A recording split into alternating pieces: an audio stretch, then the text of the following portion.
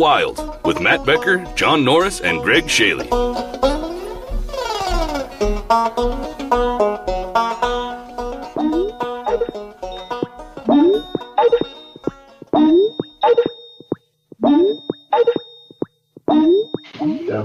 Yeah, no, it's good. And the thing is, like I said, 2 years later, we ran into them. Hello? They remember Becky and I. Hello. And they hung out with us, and we sat and drank with them. And then Hello? Was Wait, in love with are there? them, Is your and twin? Is your twin there? Yeah, and it was one of those things where you go, that's actually the culture we go down to, is the fact that we don't care they're prostitutes or whatever. The point was, is 2 years later, like, Becky. I'm like, oh my God. There. Let me guess. You were listening to Doug Stanhope's audiobook, "Digging Up Mother." Yes, I was. Yeah, that was when you were down here in Bisbee, and you were part of the Audible version of Doug's book, Which is an amazing way to do an audiobook. Yeah, it's like, where are they now? Yeah, we're talking about the next book he just finished. He submitted it for the second round, and he'll get some notes back. But it's for all intents and purposes, it's done.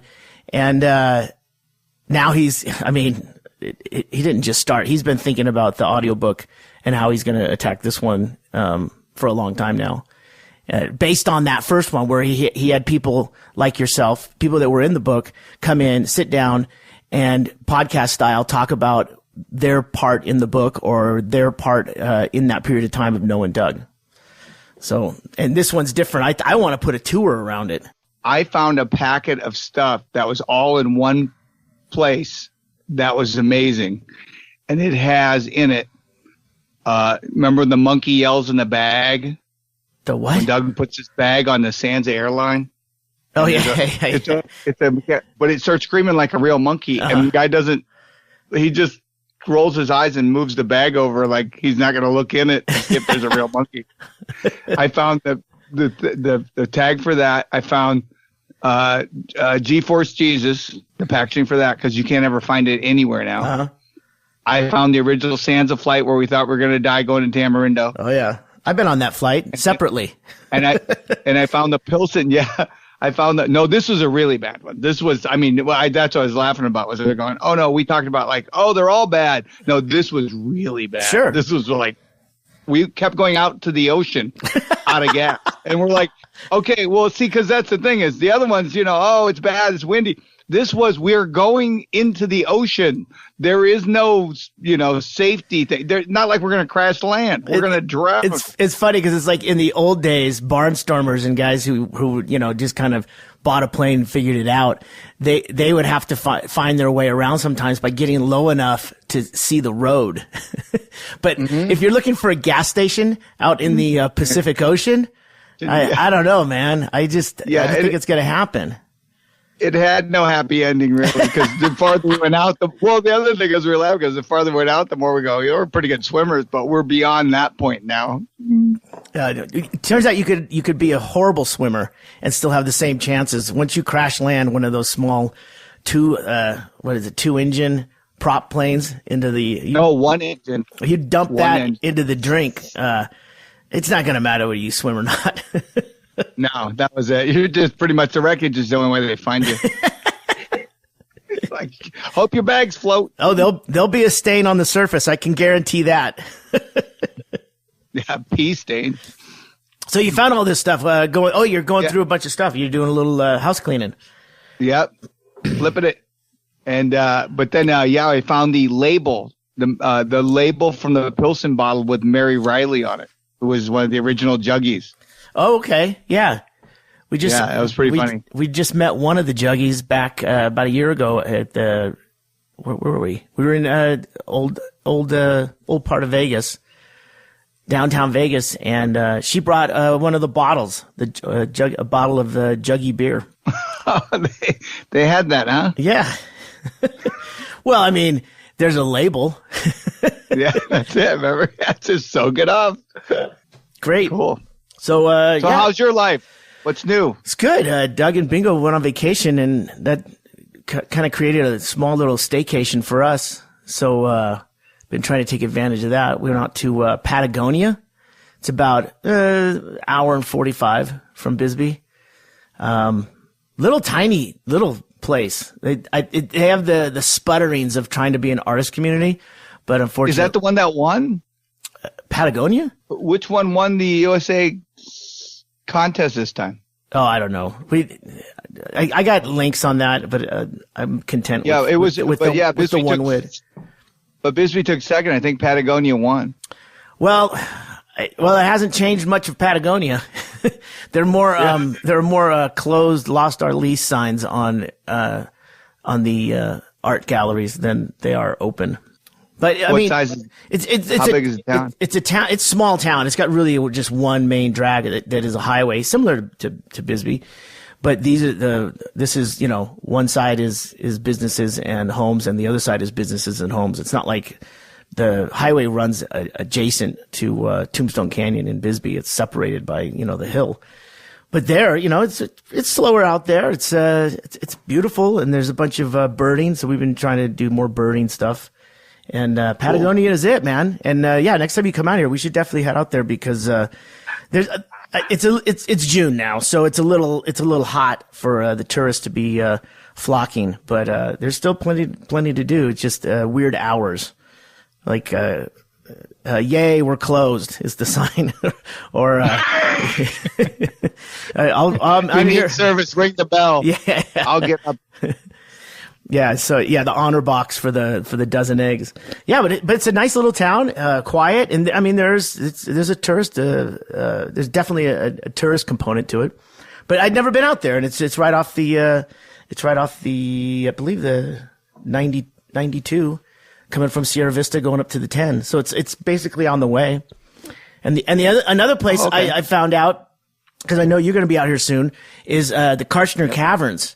And we definitely have to do that. And we were going to go today, but decided not to because it's rather expensive to go into the cavern. But the cavern is fucking crazy. There's like an airlock to get into it, and then there's a misting to keep any dust from the outside from getting on the. I mean, it's fucking wow. Yeah, it's Iron Mountain type so stuff. It's meth lab. Exactly. But it's a state park. It's been one since I think 88, and the two caves there are fucking immaculate. And it's because they kept it a secret for 4 years. This couple found it on the people who owned it aren't the ones who discovered the cave. This crazy couple found this cave and they didn't tell anyone and kept going back. And this is when there was no airlock. They were squeezing in. They found this huge limestone cavern. And I'm amazed that more people don't know about this. Maybe they do. I've never been there, but we drive by it every time we go to Tucson. Do you not have a state park pass? No. I'm sure they have them out here. One? They got the federal one. You see, it's $10 if you're 62. They're going to change it now, finally. But it's $10 for a lifetime pass if you're 62. So we got to find somebody the same name with 62. I'm just going to look on Facebook. I'm sure they're on there. Craigslist, gigs, under gigs. But yeah, Karchner Caverns is another one. I think you're going to love it. And we decided to hold off to go to the cave because it's like $26 to get in. But it's pretty amazing. There's not. This is one of the best limestone caverns in the country, if not the world. So can you bring your drone? You can't bring anything in there. They won't even let you in with a phone. I like that. Well, that's the thing is that they are. You put your phone in the car where they make their money by breaking your car while you're in there. There's a bunch of. Sorry, can't go out yet. They're not done. Hold on, airlock's jammed. Hold on. My watch is telling me my phone's moving. Give me the watch. Yeah, they're pretty serious about it. But everything I've read about it is like how amazing it is, and that with a credit to them, they in the 80s they trapped this couple. They got permission from the people that owned it, the property, and basically then spent 4 years lobbying the state government out here to try and get some kind of designation as a state park, but at the same time, like having code name for it, not even telling anyone where it's at, right? And then going out to other parks throughout the country talk to them about what worked and what didn't, and if they could change anything about the way the park is set up. And so they took 4 years for them to get it going, and it was effort well spent. So that sounds fantastic. So there's plenty to do out here. It's a must. So when's the baseball game start on Sunday? Because they've already begun. We've had kind of a run-in. There's no concession stands. And the Tucson Saguaros are playing. They're playing actually more games out here than they did last year. And I know during 4th of July weekend, they're playing on Killer Termites Day. So there's an issue though, because they, at first they were like, oh yeah, just go across the street to the convenience store and you can bring whatever you want back in. And of course we can't just go over and get, a tall boy and drink it. We bring over 2 12-packs, and it's obvious that we're drinking beer on school property. So that can be, they want to have sober baseball property maintained by the school district. So it's not even on the school, but there's a very strict, it's national that you can't have tobacco, drugs or alcohol on school premises. And that's an arrest. Basically, it's a problem. You call the police for that, right? And, it's kind of, it's Bisbee. It's Sunday baseball. It's whatever. And now, that's not the case. We're kind of being singled out, but we kind of, what's their plan then? Just have no one come? I don't know. Have zero attendance? Yeah. So I know when Doug gets back, they had a game on Sunday and we didn't go because, we were just kind of boycotted it, and we'll see what happens. Can we drink in the park where they do the Saturday market? Because we could start our own baseball game. We got Kenny. Well, he already plays old-timey baseball. He'll tell us the rules from the 1800s. See if we can talk the Tucson team to come over and play in the park with us. Being they're not busy over at the ballpark. Yeah, they can come over and get beers with us. Yeah, I don't know what's going to happen. I mean, I think you and I are pretty much on the same page here that, well, what do you want to do? Do you want people to show up or do you want people not to show up? Because when we show up, we usually bring a group of people with us, and even the concessions was kind of a mess because there's no one. Yeah, I don't know. No one's going to do it. They're not doing it. Job and I went in there to try and figure out if we could do it. And then as soon as we got in there was, we're taking this refrigerator out. So anyone who's going to do concessions has to bring in an industrial grade refrigerator. It's like, that's not an industrial grade refrigerator. And that's been here for like the past 4 years. So what? He's like, yeah, this one's not going to be here. So industrial grade has to be here. They're upgrading everything. I go, well, they're upgrading this right out and not being a concession stand. This is going to be dugout number 2. So I don't know, man. We tried, and then we just said, this is a big flaming turd. We're going to walk away from it.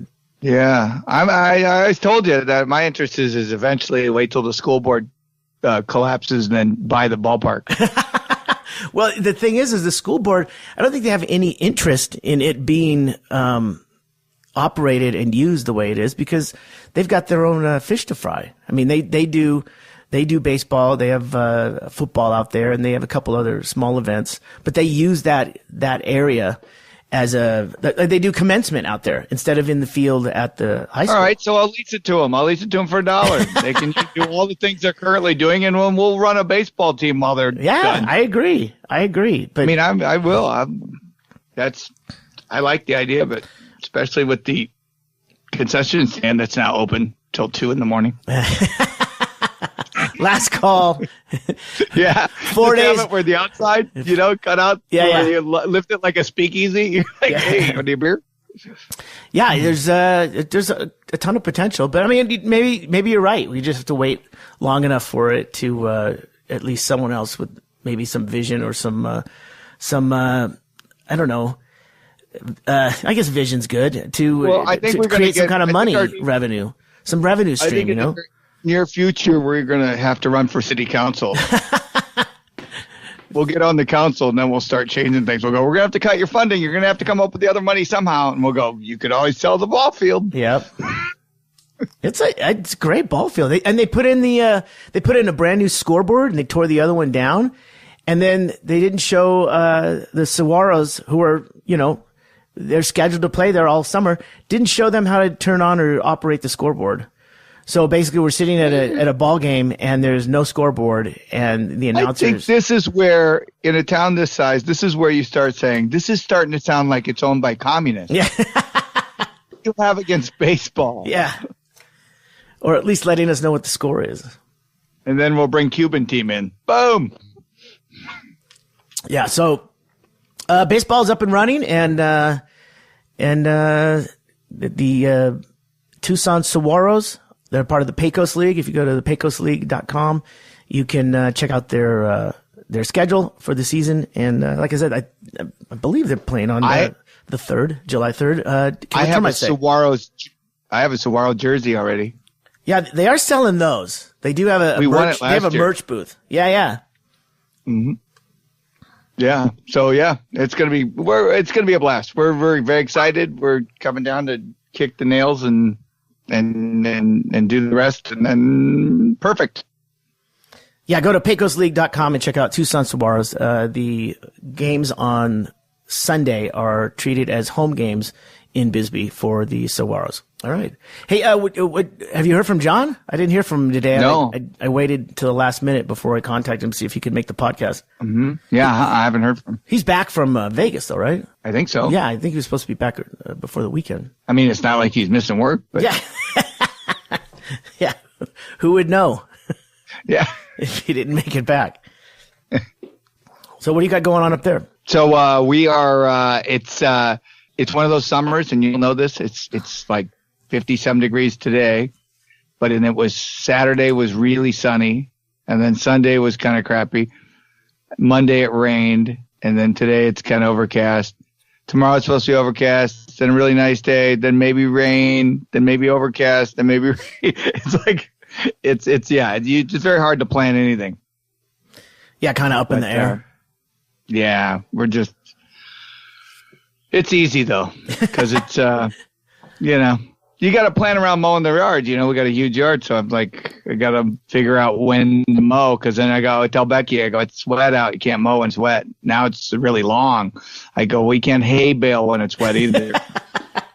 But the bees are crazy this year. Tons of bees, or wasps. I shouldn't say bees.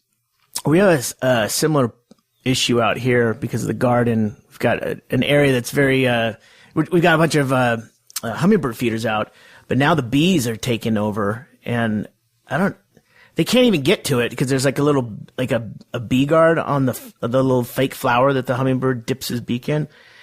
And right. They're just fucking crazy. They're just swarming around it to where the birds won't come by because there's just too many on the one. And the one that they're hitting is the one that has like a little basket over the flower. So they can't get near it, right? It's like a little but they cage. Can smell it. Oh yeah. So they're like, but the other three feeders right next to it just have the flower. They don't have the bee guard on it. So I don't know what's happening here, but the bees are basically they're upset. They can't. All they want is the one that they absolutely can't get to. It seems. I think that's a metaphor for life, isn't it, Greg? Let's look at human nature. So we've got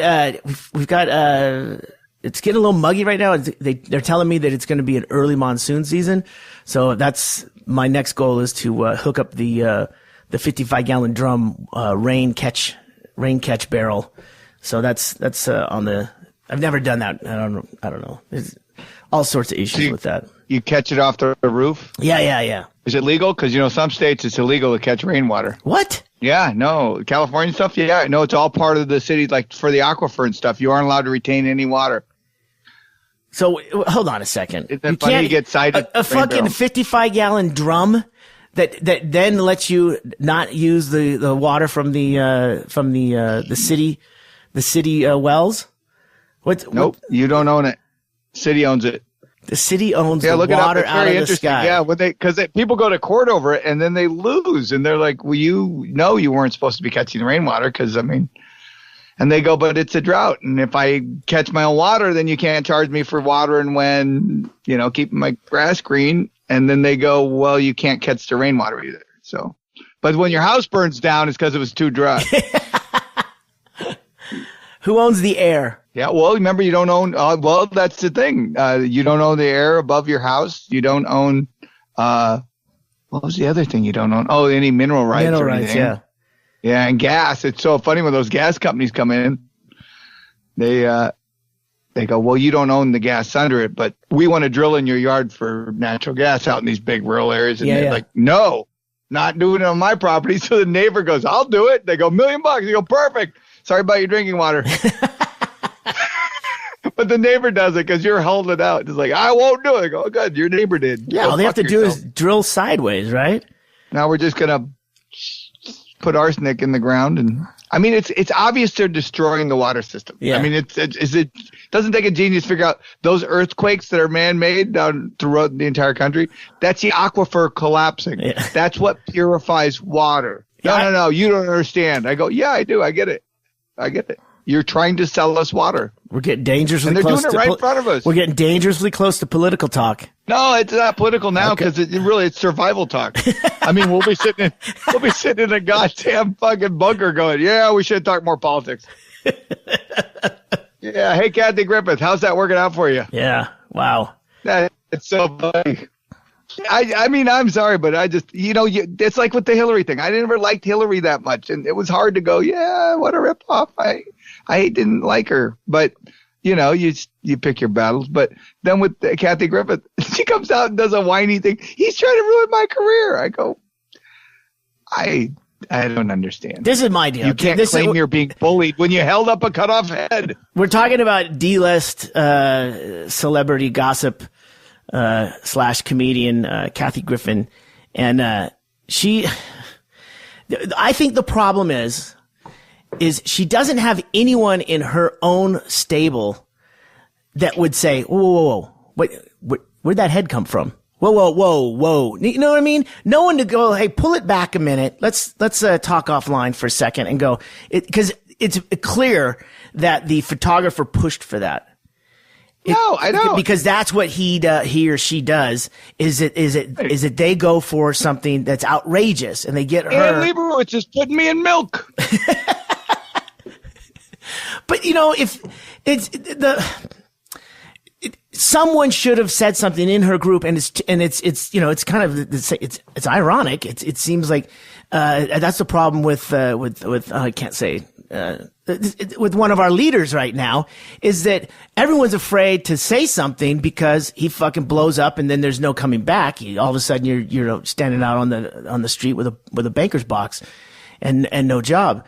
But she needs someone in her camp who she trusts enough and that they're secure enough that they can go,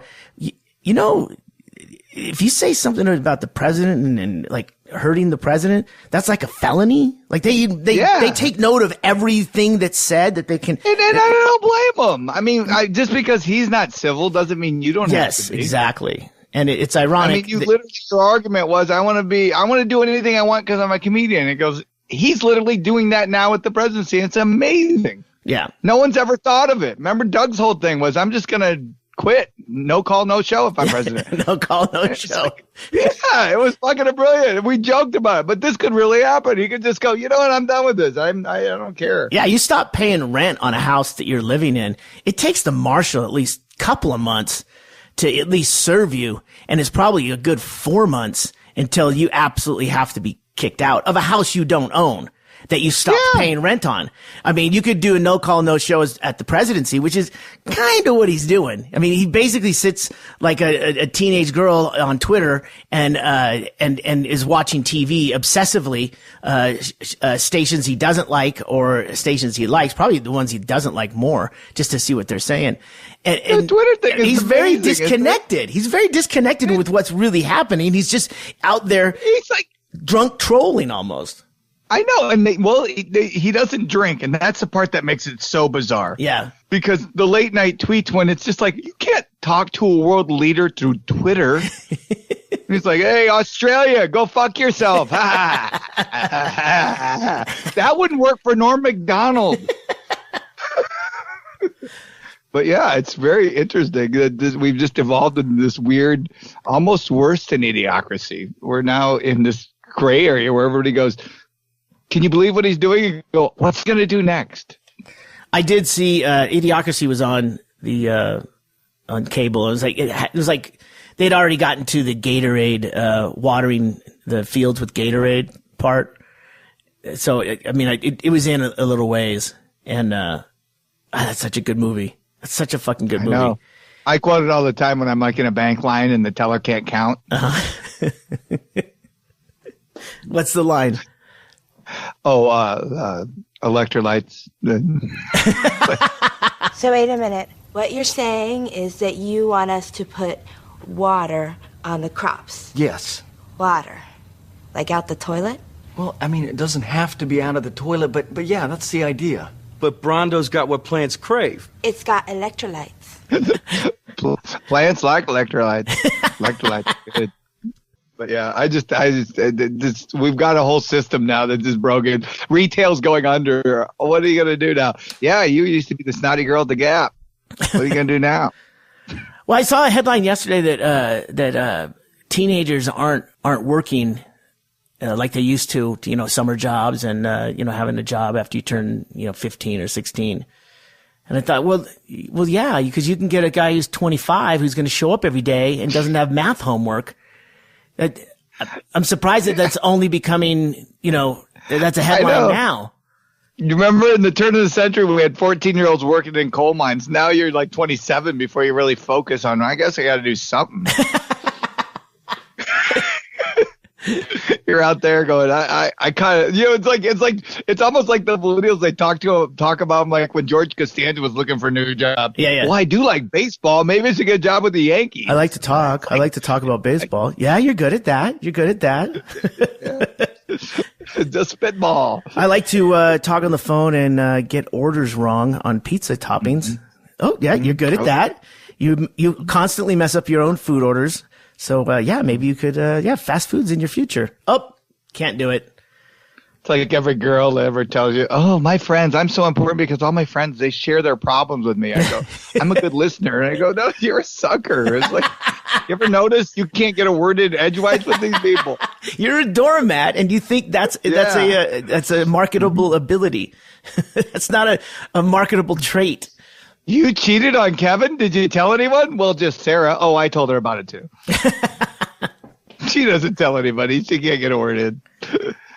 Yeah, I speaking about movies, not that you don't know this movie, but I wanted to hear John's take on it. I went to go see Guardians of the Galaxy 2. And it was pretty good. It's very good, actually. For a sequel, everybody said it was. And I haven't seen it yet. I wait. There was there's another cameo from Howard the Duck. Really?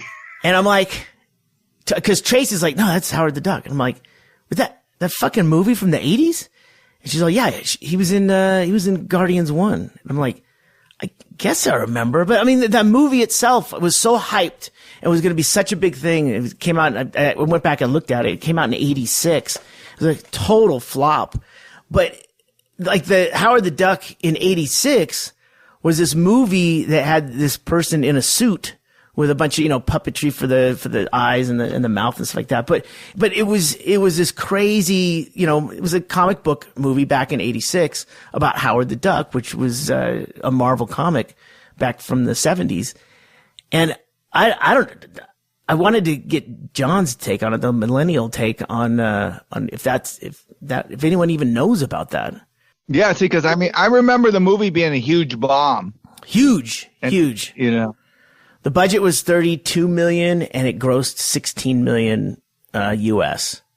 We have those things that are just triggers like that. Like I was listening to a thing on something about websites or whatever that, betting on the new trend internet, like Snapchat is going to make any money. It can't make any more money. They said there's nothing unique about it. And maybe you shouldn't put your money in something like that. Yeah. He goes, you don't want to be the next pet.com. And I went, nobody even remembers pet.com. Pet.com was the original Howard the Duck. But nobody even knows it. And I was like, yeah, no, that was where everybody went, yeah, let's put money into this sock puppet. And their entire assets were a sock puppet. Oh, dude, it was. I remember watching the end, and there's a bunch of there's known characters or character actors in that. But what's her name?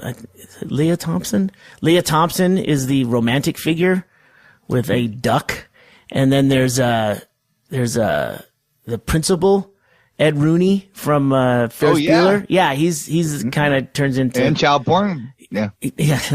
And that was another thing we were talking about. I was like, was that true? What came up? It was that whole thing with God, what's his name? He's Jeffrey Jones is his name, but yeah. What was that true? That whole thing? I guess I should have. Yeah, it was true. It. He plea bargained it and fought and scraped, and I think he got 5 years on an ankle bracelet. Does a lot of home movies. Yeah, but it was one of those ones where he was. Was a teenage male prostitute. It goes back to the old Huey Long joke about politics in Louisiana. He goes, the only time you get in trouble in Louisiana in politics is if they find a dead girl or a live boy in your bed. He happened to get a young male prostitute that could talk because he's on meth. That's your fault. So I don't know if you've got Showtime or you got the Showtime app. But I'm Dying Up Here just came out on Sunday. I know, and that was Twitter. And if you follow on Twitter, then they'll give you a free episode. Okay, yeah. I just saw that Al Madrigal, a friend of ours, who was he's in it, and he just tweeted that episode 2 is out and available. I don't know if that's with the app or if it's. I know they did a preview. Well, they did the pilot. About a week and a half, 10 days out on, available on YouTube for free, which I thought was genius. But, no, that's what you need to suck them in. It's one of those ones and it's so weird. You can't own them all. Like I got rid of Hulu because I don't need 2 seasons of anything.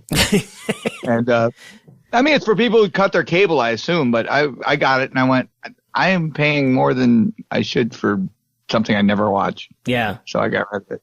Well, and there's always ways. Showtime now. Yeah. Well, you can get the Showtime app, and then you can use Chromecast to put that up on the TV. So having Chromecast actually gives you an ability to. It's kind of like Apple TV, Roku, Chromecast. There are these ways of streaming media to your TV or to basically with Chromecast. You can put it on a device like an iPad. And those things they're all new and they're all coming out, but sooner or later you get enough of those and it's the cost of what your cable bill would be. No, and the other thing is no one's taking into account that bandwidth.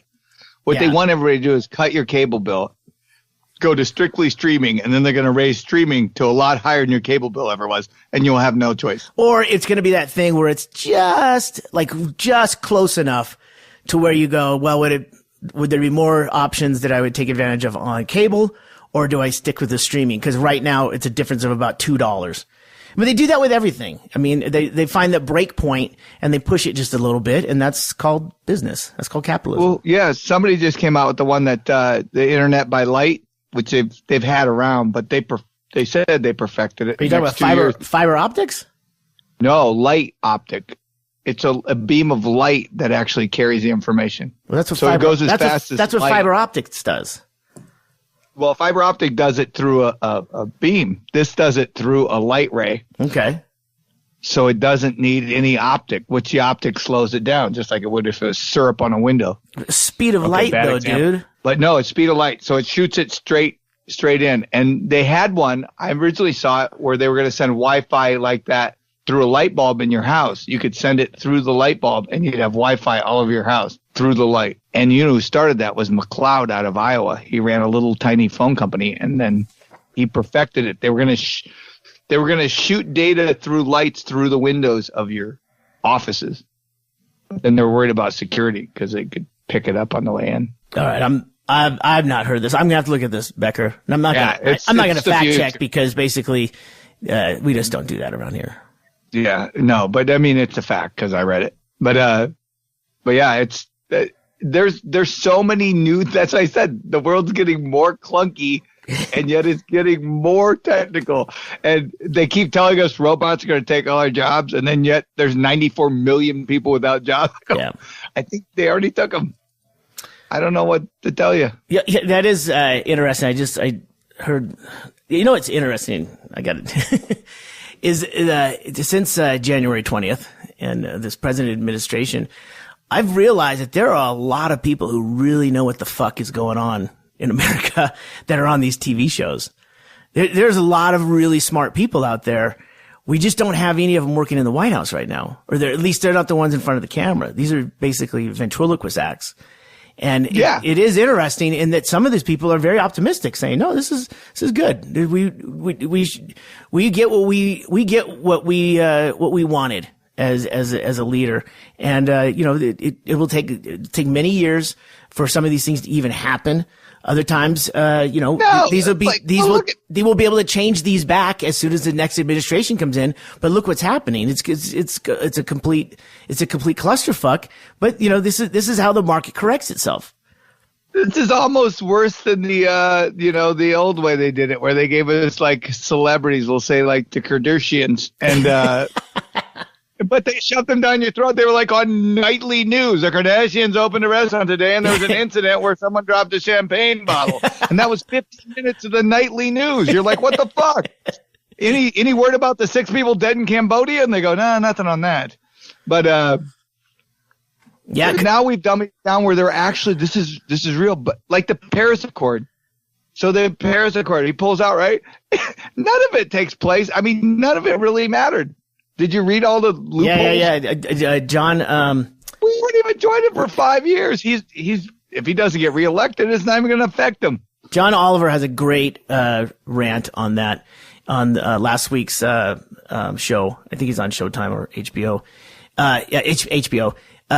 It's so good, and he just really puts a fine point on it. And if you can see that on YouTube, check it out. If I can find it, I'll put a link. It is so good, where he talks about how nothing's binding. Basically, if you don't follow your own, basically the Paris Accord is what each country sets up as their own stand, like what they're gonna manage to bring their emissions down to.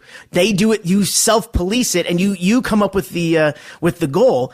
And if you don't, it's a process of shaming. There's no, you know what I mean? It's like I don't even think Trump read what the fuck is going on with this thing. He just said, "Hey, I need to do something to get back in the news, or I got to do something to appease the political base." Right. In other words, change the subject. That's his whole game now, is change the subject. So, like, he's probably got him building a Hindenburg right now to blow it up and start the trial. Like, oh, my God, for love of humanity, I told you we'd never do this again.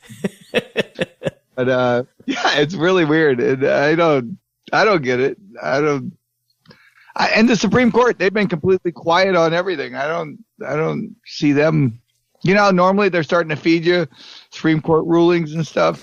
I know it's coming up, but I mean, I always tell people politics is boring, but when they search your glove box and find a gun and then they charge you, and later you go, well, the Supreme Court ruled you weren't allowed to look in there unless I give you permission. Yeah. That's why you need to follow the news. That's the only reason. Can I look in your glove box? Not without a warrant. New loopholes.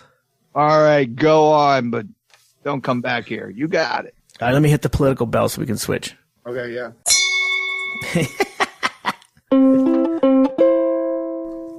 We're getting ready to, I think we're moving to Bisbee. Oh, yeah? Pretty good, yeah. Well, you've already got a place to stay. Yeah. We figured, it's kind of, but it's so weird to get rid of all your weird shit. You know that. I have a lot of weird shit. Yeah. I just did that same thing. We had some boxes over we're doing the Shaley plan. We're going to walk. We're going to walk to the airport with 2 bags. So That's awesome. No, and I said I'm going to be a minimalist. And Becky goes, "No, you're not." And then that new iPad Pro came out today, and I went, "All right, I'll be a minimalist with an iPad Pro." Starting after send. Well, that's what the weird thing is like, I told you we couldn't get our mail forwarded from down up here without some wacky thing. Mm-hmm. And now that we're going to go down there, I go, well, now I got to figure out, like, my mom was filling out her will, and she said, "I need an address for you." And I go, well, can you put 2 down? Yeah. I don't know what condition she's in, but yeah, there's a timeline. I'm gonna get one with a little tram that brings it to the front door. Or like one of those. Maybe go to one of them banks that goes out of business. You get one of the vacuum tubes. Whoop. Mail's here. Whoop. The portable Vietnam Wall was here last week or 2 weeks ago, and it was kind of a bust because there were supposed to be like 1,200 bikers in town, and 50 showed up. So it was 50 bikers? 50 bikers, but they were prepped in town here for like 1,200, even more. Like having a special permit for them to all stay in like a field out in the at the high school and stuff. So at the baseball field? Yeah, you'd think, right? So that's what I'm doing with. Yeah, you don't want us to have beer. But no one showed up, and there's a kind of a scandal as to why all these motorcycle clubs that were expected to be here and had confirmed they were going to be here, all of a sudden didn't show up. So I was checking in the Bisbee Observer. I invite everyone to check out Bisbee Observer. It's online. But and then I noticed there was an article on dilapidated homes in Bisbee, and the problem is these people are not responding to the city and inquiries about the property. They're just ignoring it. And some of these homes. Can we seize the property? Well, that's the thing is the city is basically saying, look, we've due diligence. We've tried to get in touch with these people. We're telling everyone in town, these are, hazardous homes or structures. And in some cases, there's people squatting in them. And in other cases, they've just been vacant for so long that they're basically in danger of falling in on themselves or their neighbors, and they're lowering the property values of the neighborhood. So that's a problem. And then all of a sudden, that's in the news now. So I understand why they're doing that. One of them is 3 doors down from you. And I'll snap a picture of it. I'll send it to you later. But when you see this, you're like, oh yeah. But you get so used to driving by it and it being a blight that you don't realize that thing. Right. One Block Ben, who comes to the football Sundays here with his wife April, he told me that place. He lived in the place next door to it maybe 10 years ago. He goes, when I lived there, there was no one living there then. It's exactly as it was over 10 years ago. Why can't they seize the property? Eminent domain. See, we got to get on the council, Greg. Well, that's what I'm saying is like it just got in the paper that this is a problem because there's people that want to buy those properties. There's people that want to fix up those properties. There's people who want to tear them down and start over. But the people who own them aren't even responding to, hey, are they paying their property taxes? They must be, because then there'd be some legal recourse. But they're not responding to people. Like the article also had people talking about how there's 3 people. There's like about 15 properties for sure that the city was like, these are it. And they gave all the addresses. I'm like, Black Knob? That's right down the street. And I'm like, oh shit. That's right. And the problem is the people that own them aren't doing anything about them. They're not keeping them up. And they don't have any interest in talking about the properties. They're basically ignoring it. Well, why can't they just seize the property under the guise it's unsafe? Or fine them till it's I don't know. It's absolved. Well, I really don't know what it is, but stay tuned. We're gonna we'll put a pin in this one, so to speak. Yeah, no, that's a great one. That could be our new lounge. It's a great house too. I mean, if you look past all the 2 RVs on blocks and all the just overgrown shit. But I mean, that's on the property. That's on the property, and that's the problem. Is right next door is the Wheaties moved in, and they've got a bed and breakfast. Oh yeah, not a bed and breakfast. They've got an Airbnb that we use when we've got overflow from here, and it's just too bad because they're putting work into their house, and the person next door hasn't even done anything in over 10 years. So. Bisbee is like that. It's charming enough with the funky houses and stuff like that you kind of you forget that there's a lot of old timey, like way out of date construction out here, and that's we're at that point now where it's starting to get to where you got to do something about it. I'm coming to Bisbee, Greg. Yeah, right on. You've got a friend in Jesus. Yeah. We'll just go through. We'll find an 1800 law that says we're allowed to just take the house over. Some loophole. Be like, I'm sorry. You left an unkept goat for 24 hours. That's the law. And we slept on the lawn for 2 days straight without drinking water and only eating peanut butter on saltines. Look, it's a weird, obscure law, but that is that's the law. We gave you 2 pounds of coal. You chose not to take it. Deal's a deal. Read the law. Welcome to our Indian casino. Yeah. We had a weird crime again. What are the odds? Hold on a second. It's almost weekly that you get something that goes national. Did this go national? This one will probably go national too. All right. So developing news. Yeah, this is a good one. This is a guy went to the GCI building, which I didn't know they had a nice big building. But. GCI is a mobile provider as well as cable out in Alaska. Yeah, it's our only real cable outlet. All right. And they have a no compete, which I've never heard of that. When I came here, I went, what do you mean? Well, what they did is in the early days, they said, well, we did all the work. We don't want somebody coming in and buddying up to us. So the state gave them a no compete. Have you ever heard of that? Yeah, it's because I remember I was up there when they were just starting to put the cell towers in, and they probably came in and said something to the effect of, well, we're not going to invest in Alaska with this technology and put all the infrastructure in if after we've already made all these inroads, people come in and then they're able to get a contract with the city or to have another provider come in. So they set up a non-compete, probably with 99 years, or probably not that, but they have a certain amount of time where they can't bring in another provider. And it makes sense business-wise because you guys had shit for coverage up there in the early 90s. Right. So, but the thing is that kept anybody else from a Cox Cable to anybody you want coming up here. So they basically, they just raised their rates and told us we're losing 2 more channels. And I go, well, how are you justifying raising my rates and reducing the number of channels? And they're like, well, go somewhere else. Yeah, you can't. Yeah. So what happened was a guy broke into the building of GCI, mm-hmm. and they won't release if he worked. They said he never worked for them, but he broke in and he got in a fight with somebody. He didn't have a knife. They said he didn't have a knife. Anyway, he got in the computer room. Wait, hold on a second. They say he didn't have a knife? Yeah, I know. It was a report of a man with a knife, but he had pried open on one of the floors. He got into where the servers are, I guess, for the state, and he shut the internet down basically by trashing the place. When the security guard approached him, he said, "No, I'm work here. I just showed up. I got to fix this mess." And the guy goes, "Oh, well, go ahead then." So this wasn't like John Travolta in Swordfish, where he's quickly trying to find the codes.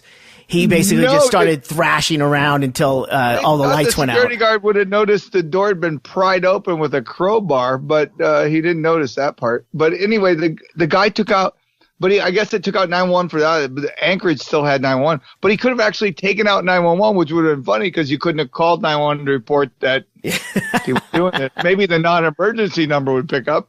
But yeah, one guy who's just crazy apparently did all this, and I was like going, are we really that vulnerable that a guy just picks a door and ends up taking out the internet? Yeah. So then I called GCI, as you will, to their retention line, and said, well, I would like you to prorate my bill because I just read in the news that it was out for 6 hours. I was sleeping at the time. But you could that could have been the time that you really needed to get online. Yeah, and I said, I know, and I was hoping that we could do that. And they said, no, you can't. You don't get that. And I said, well, I'll just go to somewhere else. And they laughed again. It was really weird. Yeah, as long as it's coming from inside the state, there's really not much they're going to do, right? There's no recourse. There's no competition, and that's the fucking bullshit part of it. No competition, then they can continue to do what they're doing. No, and that's it. That's the thing was I go, this kid wreaks havoc on the whole thing. And it's like, well, we're going to reduce your channels and your service. And we're hoping we can hire another security guard because I couldn't believe that you could just get in there and do that. But apparently you could. Or make the locks screwdriver proof. But this is the second incident. That's what it was, because there was a week before somebody shot a fiber optic cable, and they're being real sketchy. The police, get this, Greg, the police reported there was no reported call of anyone shooting or hitting a fiber optic cable. So they're trying to claim that for a period of time there was not one college rape cover up. there was not one report of gunfire in a neighborhood. That would be the first night ever in Alaska or in Anchorage that there was not gunfire of some sort. No, but not this one. They said there was nothing on file that said GCI had a fiber optic cable shot with a weapon that caused it to black out half the city. I think these are underground terrorists. They're testing the system for some kind of response time. Look, we fired a gun at a fiber optic backbone, and no one reported it. We could do whatever the fuck we want. Hey, grab that screwdriver. Let's go meet over at the GCI building. Hey, guess who just popped up online? Who's that? A young kid named John Norris. Oh, let's see. We'll bring him in just for the close. Hello. Well, you've listened to another episode of Near the Wild. I'm Matt Becker. I'm John Norris. And I'm Greg Shaley in Bisbee, Arizona. Good night, everybody. You've been listening to the Near the Wild podcast with Matt Becker, John. What's up? Hey, John. Have you guys... Am I late? I'm a minute early. Where are you? I'm on Alaska time. Yeah. I got a text from you that said podcasting at 2 today. 2? Yeah. Oh, I'll screenshot it. Hold on a second. I think you're right. Oh, my God. I gave my time. Yeah, he is right. All right, John. Well, since Becker and I've already done one, we'll get off the call and then you can just do one.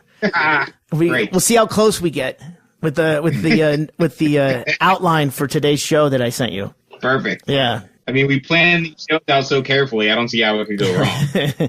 That is my fault, John. I'm sorry. I guess I should have checked in. I'm sorry. No, that's all right. Hey. No, I mean, if somebody sends me a text and says it 2, I believe them. Yeah.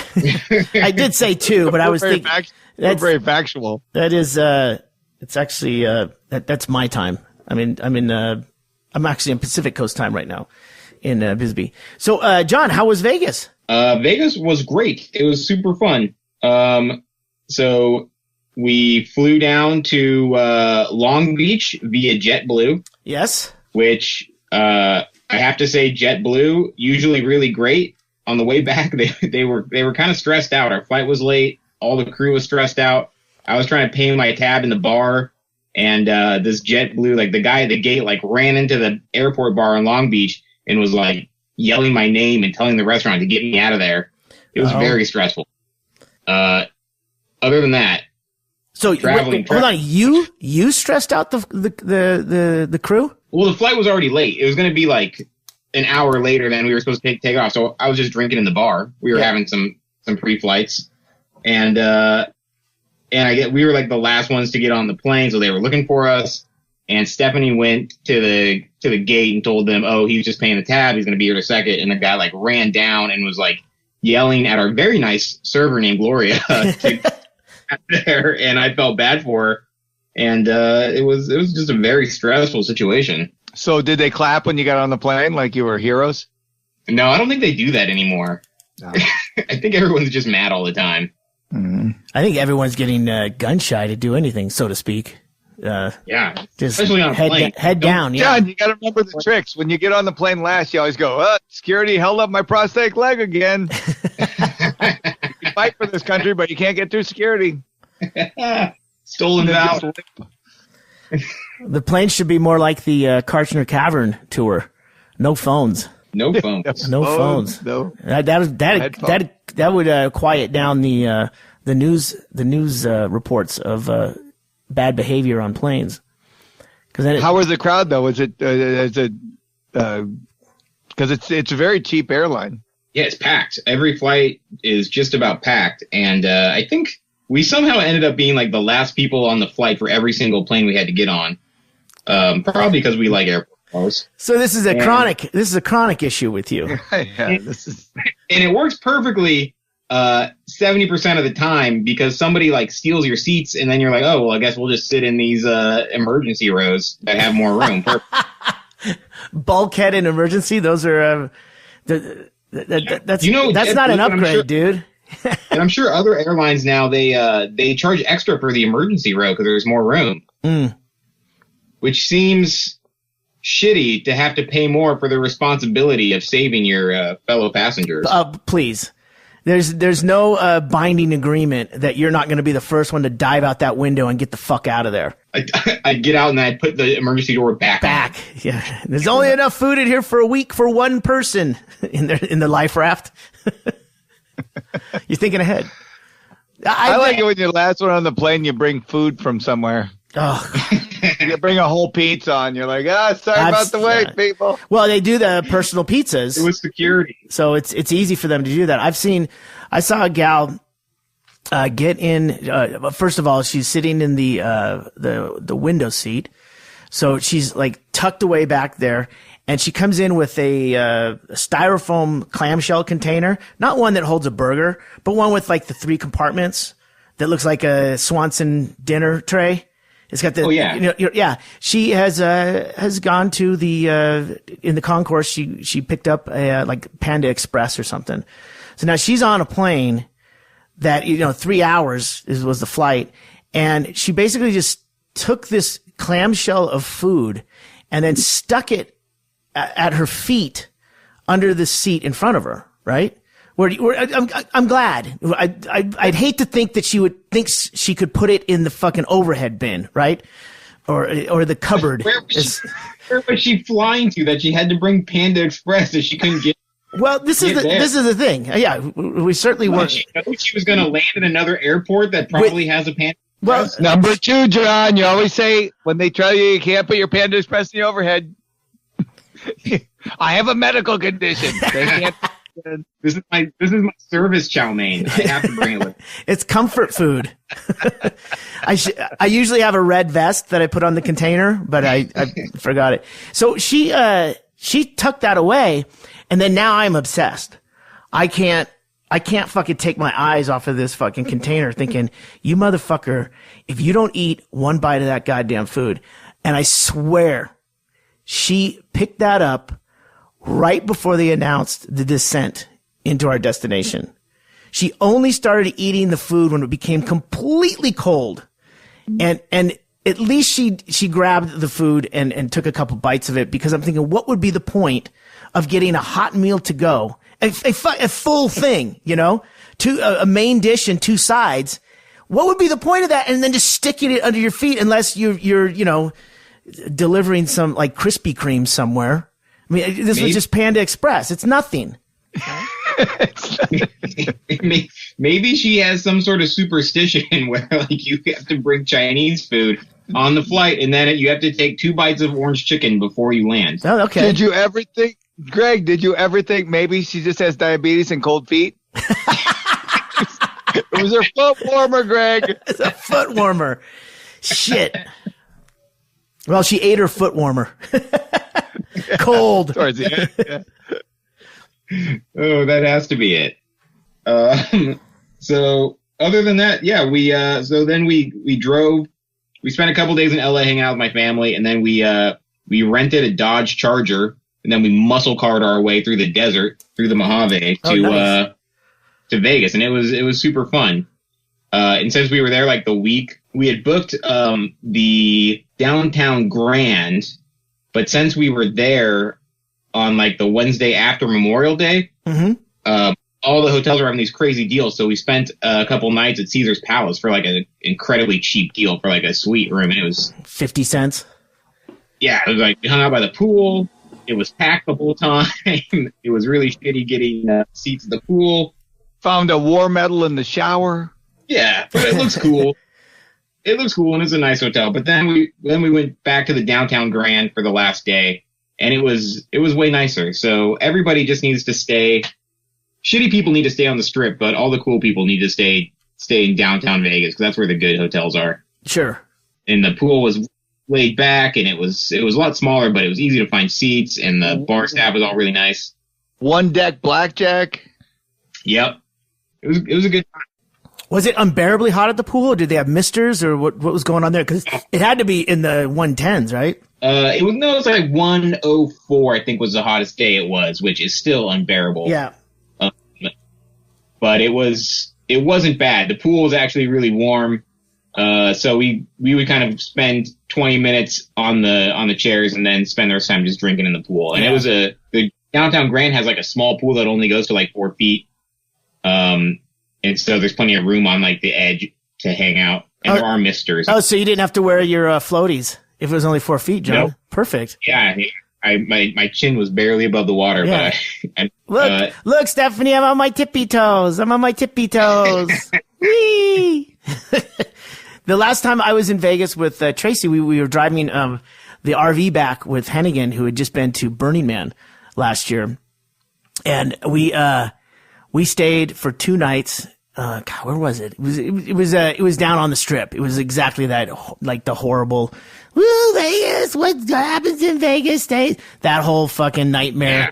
So, but we went to the pool, and I think I talked about this, but it bears repeating that, drinks were expensive, and we got a little bungalow that was equally, really expensive. But at the end of the day, it was fucking worth every penny. Because we had a TV in there, we had a cooler, we had the 3 sides on this little like tent, and the guy kept coming, and I mean we could have brought our own booze down and done some sneaky shit, but at the same time it was very nice. And I found out if you go down there and you rent that down in the morning, you keep it for the entire day until you leave. The money you paid, I mean it was like about almost $300 to get it, but once you get it, it's yours. You've paid that fee. So that's the thing is you go down while everyone's still just kind of groggy, getting up and hitting the buffet line. You put one person in there to keep sleeping in the shade in that thing with one Bloody Mary with them. And you got that thing for the rest of the day. Can you barbecue? I didn't see that, but that would be fucking great. Have an open fire in there? Hibachi.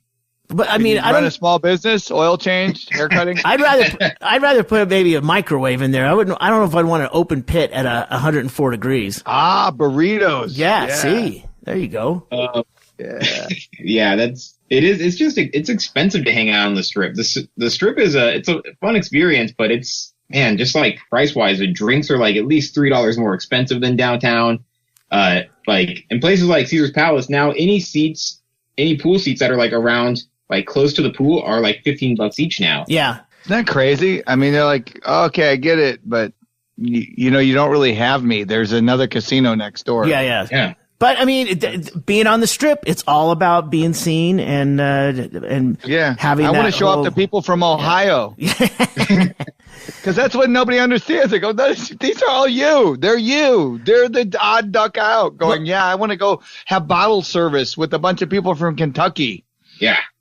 Why? Well, this is the thing that I noticed was since we were there for quite an amount of time in the late afternoon, all the lounge chairs that had towels on them that looked like, a pressed body had been laying there for some time.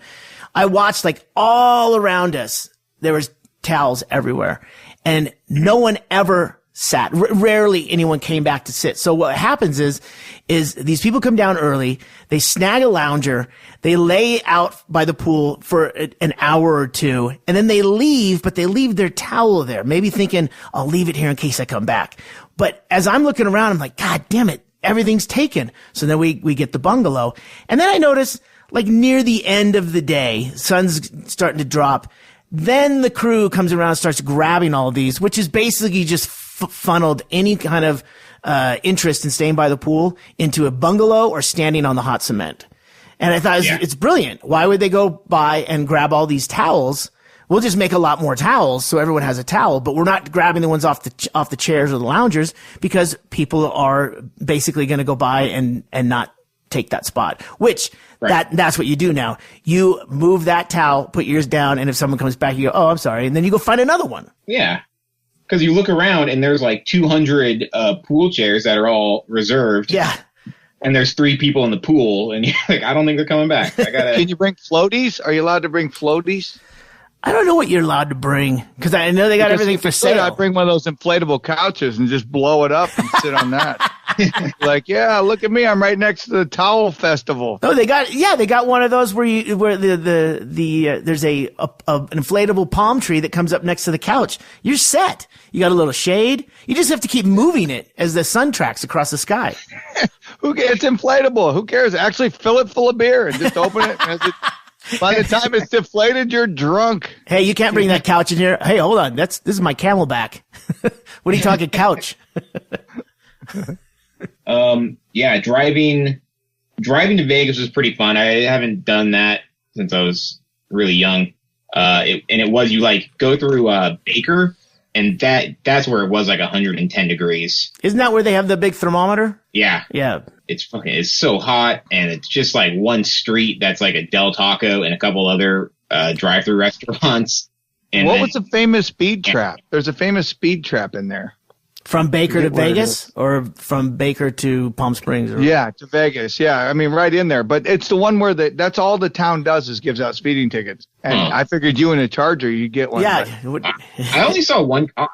Like, we were doing 90, 95 the whole time, and only saw one cop as we approached Vegas. But there were some pretty bad accidents. We ended up on the way out there. Google kept telling us, so they kept like moving our arrival time back like half an hour to the point it was like 2.5 hours after we were supposed to get there because there was an accident. So we found this exit off this road, and we took that to try to bypass it, and ended up like that road was just full of deep potholes and it was closed. But there was like us and like 15 other cars that had gone this way. So we all just stopped for a second, and then like one car pulls off into the desert, and then like the whole row, we just like caravanned through the desert, just like, fuck it, it's a rental, let's go. It was exciting. It was nerve-wracking because you're like, well, this is how we get stuck in the desert in a rental car. You at least you had water with you and stuff, right? Sure, we had half a bottle of water. We were good. You're fine. It's 110. What could go wrong? Absolutely.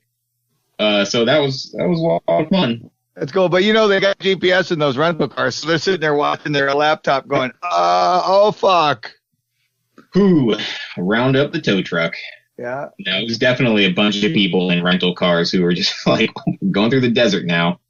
And you know what? It shaved about 2 hours off of our time to Vegas, so worth it. Wait, shaved 2 hours? Yeah, because there was a car accident that had the road. Oh, okay. Yeah, that's right. Completely closed.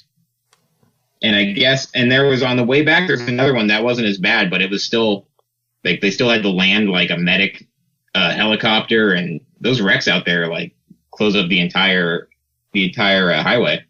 Yeah, that's, Sam Kinison bought it out there. Really?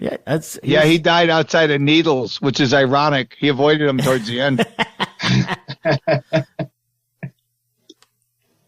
I'm looking for the speed trap in Vegas, but I'm not seeing it. I'm on speedtraps.org, but it's basically they went after him. Federally, they went after him because it got to be an epidemic where they just gave you a ticket. They didn't care. They were like, but I was in a car with somebody when they got one, and they literally come out of you can't even see them. They got brush on both sides, and it comes up at a 45-degree angle and lands on the highway, and he's got his lights on right behind you, and you're like, what the fuck was that? Like, you freak out. And then he goes, can I see your lights? You're like, I thought it was an alien. They go, no, just ticket. Okay, it's saying that they're showing the ones that are in Vegas. They're not showing it on the road. So yeah, that's not. But I mean, they got because it's the only road. So whatever it was, like one of those. Speedtrap.org if you need to look it up. Very, very extensive. Yeah, you can vote on whether it is a speed trap or not. I like that. It keeps it up to date. Yeah. Well, John, welcome back. Yeah. Thank you. How's the family? Family's doing good? Family's great. Everybody's all right. What happened? Family's great. Family's great. Speak with him. He spent a day and a half. What happened? Yeah, no. Perfect. It's the perfect amount of time to hang out with family. Spent a couple days, came back. It was fun. Did you end up getting out to Los Angeles, out into the Comedy Store or anything? See Brett Erickson? I did. We did go to the Comedy Store. I didn't hit up Brett Erickson because we weren't sure what day we were going to go. We ended up going Monday night or Tuesday night, and they had a great lineup. We ended up not being able to go to the original room or the main rooms, but we saw a show in the belly room with some really funny people. That's the upstairs, really small, intimate room. Yeah. And it was, I wish I could remember who puts that show on that we went to, but Kyle Kinane performed, and a couple other funny people who I'd never seen before. Yeah. Yeah, they had what was that, Sunday? They had a sold-out main room. I think they've been sold out a lot. I was talking to one of the security guy at the front, and they said you gotta book in advance nowadays. For the belly room? No, for like the main room and the original room when like Joe Rogan's going up and Bill Burr. Yeah, Bill Burr and Tom Papa. Joey Coco Diaz. I think David Spade. Spade was up that night. It looks like the show that you went to see was the Sunsesh LA comedy. Correct. That is the one. So did you stay in LA then? No, we just hung out. We hit up some restaurants and bars on Sunset and watched the show and then drove back to the burbs. Well, I do want to say one thing. All this President Trump tweeting and everything. Boy, Bill Cosby is probably pretty stoked about that. He's really dropped off. Well, yeah. I mean, it's like not even news that he's basically in court right now. It's barely getting. It's on the crawler. That's about it. I mean, every time there's a tweet from Trump, I mean, it's just less attention on this guy finally getting a day in court. Did you see that restaurant that had the Cosmopolitan or whatever it was? They dropped a pill in it. Okay, so there's a drink where they drop in like a Tic Tac. Yeah, they thought this was a good marketing idea. It was a high end place. Yeah, they drop a pill in it, and they thought that'd be hysterical. They made national news with it. Not so hysterical. And even though if you bought it, the bartender goes, "That gentleman over there bought this for you."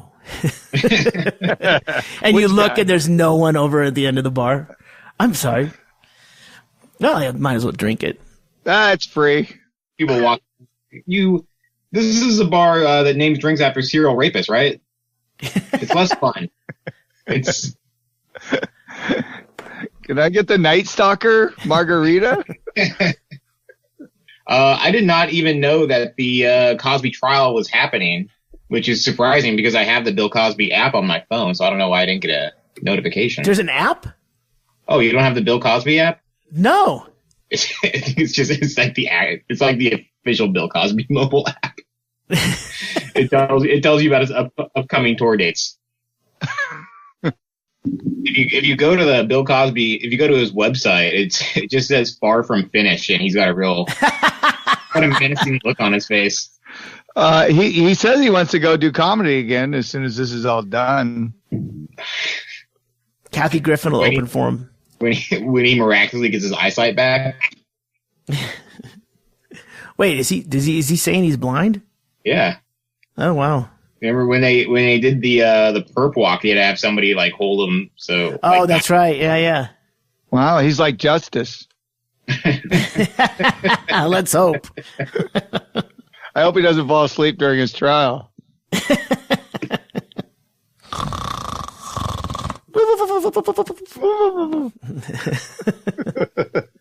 Counselor, nudge the defendant. Sir, this is important. Next week, actually this week, my Uncle Bill is heading out to Los Angeles, and then he's coming out for a visit here in Bisbee. My Uncle Bill is my birth mom's older brother, and he's an artist. He started doing art in Laguna Niguel in California years ago, and he now lives in Idaho, and he's got a studio out there. But I haven't seen him in a couple years, and didn't even meet him until he's 25 or 26, and he's coming to town. So hopefully we can get him on the podcast. That would be great. What kind of art? Sculpture. BillBedfordSculpture.com. Yeah, it was really weird when I first met my birth mom, and then I found out I had this whole extended family. I think I was 28. And then I realized, then I found out my Uncle Bill was a sculptor, and they lived down originally in Costa Mesa, and then he was in Laguna forever in the canyon. And then I realized he had art that was in Brea, and it was in one of the complexes I used to work in. He has Brea, California has a thing where they have art on the street, and they have things, like in Seattle where they got the painted pigs. Well, Brea actually has they have sculptures that the city, commissioned in these areas, in business parks and stuff like that. It's really cool. There's two of them three of them in the city that Brea bought that were done by my Uncle Bill, and I had no idea. One of them was in the complex that I worked in. But that was cool art. I mean, it wasn't like, oh yeah. You didn't run the chance of doing the embarrassing. Look at that piece of shit. I hope you never do anything like that. I'm looking at his website right now, and it's pretty cool sculptures. Yeah. I have to question his font choices, but great sculpture. Well, I don't think internet. I don't think those kind of things are his fort. He did have this one thing I remember when he was just before he was leaving Laguna, where he had a studio forever in the canyon. He was showing me around his shop, and he had this one thing that was really fucking cool. He had made these heads out of clay, and then he got mad and he smashed one, but he smashed it just enough that it like kind of squared off the head. And then he kind of carefully brought the sides back in to make this like blockhead thing. I go, that's fucking cool. It reminded me like an actual detailed blockhead, like from Gumby. Remember the blockheads? Right. Yeah, but it was this thing where he had like 3 or 4 of them. So he kept making these really cool sculptures and then punching them. Greg, you are going to be alone with this guy, are you? Oh, he's great. We got some great stories because he's been to 2 of Doug's gigs up in Idaho. And one of them, the last one he went to, he was actually he was sitting in like the 3rd row, and it was at a table, kind of Hofbrauhaus style, where it's like at a bench, like a long table, and everyone's kind of sitting sideways and looking at the stage. And the guy in front of him had been drinking since like 3 or 4 o'clock at this bar, the Neurolux. And Bill was holding the guy up by the back of his jacket because he was slumped over, and he goes, I felt so bad. The guy told me what a fan he was and everything. And then Doug made a comment about Uncle Bill there and everything. And so the guy knew that he knew me or whatever. And so then they kept talking, and he goes, the guy, he was such a big fan, and that he was just slumping over. He was passed out, but I figured if I could just hold him up, he might make it to the end, and he did not. I go, you're a gentleman, Phil, but that's the way we prevent problems. And then he punched him, and then he put the play around the side of the guy's head. Yeah. So, hopefully I love hanging out with him. It's usually a pretty good drinking weekend. That's just amazing when you think about it. You go, what do you do? I'm a sculptor. And you go, no, really, what do you do? Like, but for money, what do you do? Yeah, what do you do? Go Well, that's actually a true thing. Well, for money, what do you do? You're a sculptor. Can you farm? So you drill wells, you said. Yeah. No, I never said that. Well, it'd be interesting to see what's going on. He's a great guy. He's driving his motorcycle down here. So, we should have some fun. Cool. So, and he'll be around for a while. I can't believe, I'm pretty sure he's probably been here because it's the kind of free spirit he is. Like, Bisbee is an artist community, and it started in the 70s. I can't imagine that he didn't get a wild hair and drive out here from California. It is amazing how many people have been to Bisbee, Greg. Oh, yeah. Like, we were having a garage sale there, and we had like 4 people come up. One lady goes, I was there last week. I was like, yeah. I didn't see that coming. Yeah, well, the Uphills that live, just 2 blocks away from Doug here, they go back every summer to do some work. He works for the railroad uphill, and uphill. But they're I don't know, sunbirds. Yeah, we went and saw them. They're doing the jewelry thing at. Oh yeah, that's right. And Becky bought some stuff from them. So yeah. Yeah. So yeah, there's a huge connection. There's you'll run downtown, hanging out in Old Bisbee, and there's plenty of people that are from or have been to Alaska. We don't have our Alaska IDs anymore. That was the best way to get to get a conversation going. Just show the ID and it says Alaska. Alaska? Like there's no planes, in the 90s. You could get How'd you get down here? Well, I jumped the steamer and then got to a railhead and we just hopped a boxcar. Have You still do that there? Yeah. you considered getting the Big Dipper tattooed on your face and instead of an ID? If I could just get them to go, I see. I want them to color it in, and they won't do that. They'll trace it, but they won't color it in. And I think that would make me black, John. But it really make that dipper stand out. Yeah, it sure would. I want that North Star to pop. Actually, the North Star will be my gold tooth. So when I smile, that would be that's great. when I see the North Smile and go, Star. now you get it? Yeah, I get it. Short day for you, John. Half day. I feel like I put in a lot of work though, so. Yeah, sorry about that. No, we needed it. We needed you to stimulate us with your travel stories. Mm. Yeah, you'll have to listen to the podcast though to Yeah, now we gotta catch up. to see if you can weigh in on any of the Howard the Duck movie. Oh, you gotta start with questions I Howard had. the Duck? Oh yeah, Damn. we'll save it for next week, John. Oh, great. Yeah, this will qualify as research. Damn it. Is Leia Thompson in? I think Leia Thompson's in that movie, right? Yes, she is. I had a huge crush on her. Oh, see, Becker, I knew it. Yep. But that's back. That's when I was like 10 and she was 30. I love her. Yeah, Still love her. she was an older woman. Yeah. Still is. Okay.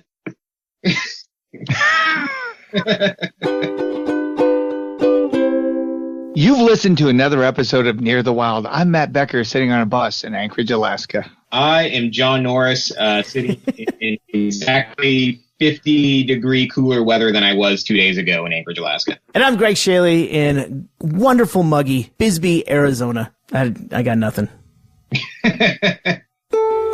You've been listening to the Near the Wild podcast with Matt Becker, John Norris, and Greg Shaley. Recorded in Anchorage, Alaska on Matt Becker's backyard bus. Produced and engineered in Bisbee, Arizona by Shaley.